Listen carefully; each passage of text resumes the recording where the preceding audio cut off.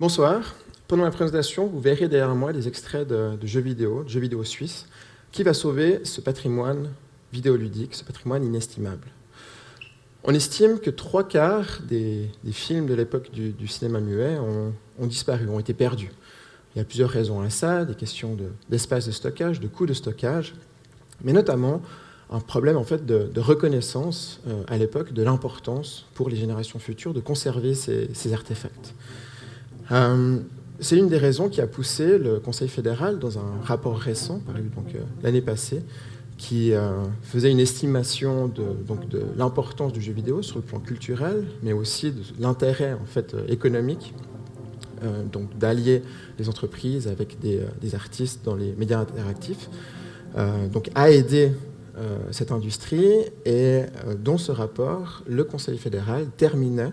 Donc la conclusion, la dernière phrase, consistait à dire « Enfin, les politiques culturelles devront aussi aborder l'archivage des jeux vidéo en tant que produit culturel entièrement numérique à des fins d'études, de conservation du patrimoine culturel et de transmission. » Donc évidemment, l'aspect conservation du patrimoine culturel et transmission est inattaquable, mais il mentionnait aussi cet aspect en fait, de sauver le jeu vidéo pour des fins d'études, parce qu'aujourd'hui, les données qu'on produit sont numériques, sont sur des supports qui ont des problèmes d'obsolescence, qu'on perd plus vite qu'on perd en fait, nos archives écrites. Et donc, étudier ces problématiques-là, c'est aussi étudier les problématiques de l'enregistrement et de la sauvegarde des données d'aujourd'hui. Le jeu vidéo, média populaire, média de masse depuis plus d'un demi-siècle. Il entre dans les salons dans les années 70 avec les différentes consoles, puis on le pratique sur des ordinateurs, la micro-informatique. Et finalement, aujourd'hui, et c'est un de nos gros problèmes de sauvegarde, les smartphones et tablettes. Le jeu vidéo est un reflet de différentes époques, et puis il a aussi servi en fait de bassin d'influence pour beaucoup de gens qui ont grandi ensuite avec des souvenirs de ces objets. Donc il y a un fort intérêt à sauver en fait, tout ce patrimoine, et donc c'est une des motivations qu'on a eues à créer notre Game Lab.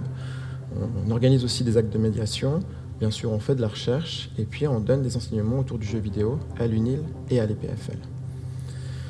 Alors, parmi ces actes de médiation, une chose qui n'est pas évidente, mais en fait le jeu vidéo, on le pratique différemment suivant les époques. Aujourd'hui on le pratique dans le métro, dans le train. À l'époque, on était assis en tailleur sur un tapis, souvent qui avait une forte odeur, une tapisserie à fleurs, des conditions qui sont assez difficiles en fait, à retransmettre ou à décrire aux personnes qui découvrent le jeu vidéo aujourd'hui.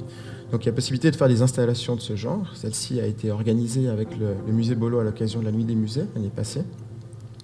Mais nous faisons aussi d'autres actions. Donc, en inventoriant des fonds d'archives, nous avons découvert par exemple ce jeu, le Tché, un jeu qui n'est jamais sorti. Donc en plus de devoir documenter l'histoire du jeu vidéo, on doit documenter l'histoire des non-jeux vidéo, ceux qui n'ont jamais été publiés. En haut à droite, l'histoire sans fin 2. Donc le film a été adapté par une boîte suisse il y a plus de 20 ans. C'est des enjeux assez spéciaux pour sauver ces objets, pour les faire tourner encore aujourd'hui sur les machines actuelles. En bas, les jeux ludo-éducatifs, la série des Bloopy sur l'ordinateur vaudois Smaky. Et en bas à droite, juste pour l'illustration, un jeu qui a plus de 60 ans, le Tennis for Two, dont on voit ici le schéma électrique. Alors, une des premières tâches a été, et cette tâche est toujours en cours, en collaboration avec les différents créateurs et créatrices de jeux, d'inventorier ces jeux vidéo suisses pour avoir une idée en fait, de l'ampleur de la tâche. Donc on a plusieurs centaines de jeux déjà recensés. On devrait arriver à 1 millier si on arrive à être exhaustif. La production est vraiment très importante aujourd'hui, mais on peut remonter jusqu'aux années 60 pour les premiers jeux. Donc tout ce travail, nous on le théorise beaucoup, on fait de la médiation, on le met en avant, mais il ne pourrait pas se faire sans l'aide de différents musées. Ici on voit le musée Bollot, les deux images à gauche. En haut à droite, la Bibliothèque nationale de France, qui a un dépôt légal, donc ils récupèrent énormément de jeux, puis ensuite ils les mettent à disposition des chercheurs et chercheuses. Et en bas à droite, un des plus importants musées actifs dans ce domaine-là, le musée de Rochester dans l'État de New York. Je disais à un moment qu'il y avait une urgence à agir, à sauver ce patrimoine. Aujourd'hui, avec les mises à jour extrêmement fréquentes de nos machines, nos ordinateurs et surtout nos smartphones et nos tablettes, on a des jeux qui sont sortis il y a moins de 5 ans qui ont déjà disparu, qu'on ne peut plus faire tourner. La prochaine mise à jour de macOS va faire disparaître toute une série d'applications toutes celles qu'on dit en fait tourner 32 bits. Donc voilà, ce patrimoine va disparaître si on ne le sauve pas, tout comme les jeux sur le format Flash ont pour la plupart disparu. Ça va peut-être vous faire rire, Flash, mais en fait, énormément des créateurs, créatrices de jeux vidéo aujourd'hui ont créé leur premier jeu sur ce format-là.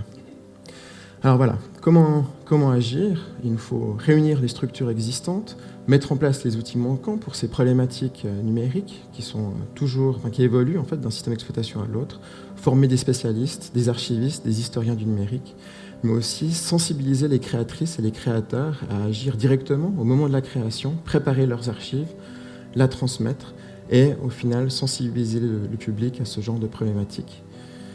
Je me permets une petite publicité pour vous donner un exemple de genre d'action qu'on fait. Dans 3 semaines, en présence du créateur de Bloopy, nous allons organiser un cours public où nous parcourrons l'histoire et les origines, l'existence, les raisons de l'existence de Bloopy, un personnage qui a habité des jeux vidéo, dont les petits-enfants vaudois, mais ensuite on trouve des témoignages du monde entier quand le jeu est sorti sur DOS et Windows, a accompagné l'adolescence, l'enfance de personnes à travers le monde. Donc voilà, il y aura aussi une captation parce qu'il s'agit de transmettre ce genre de témoignages aux générations futures pour comprendre dans quel environnement on a grandi. Merci beaucoup.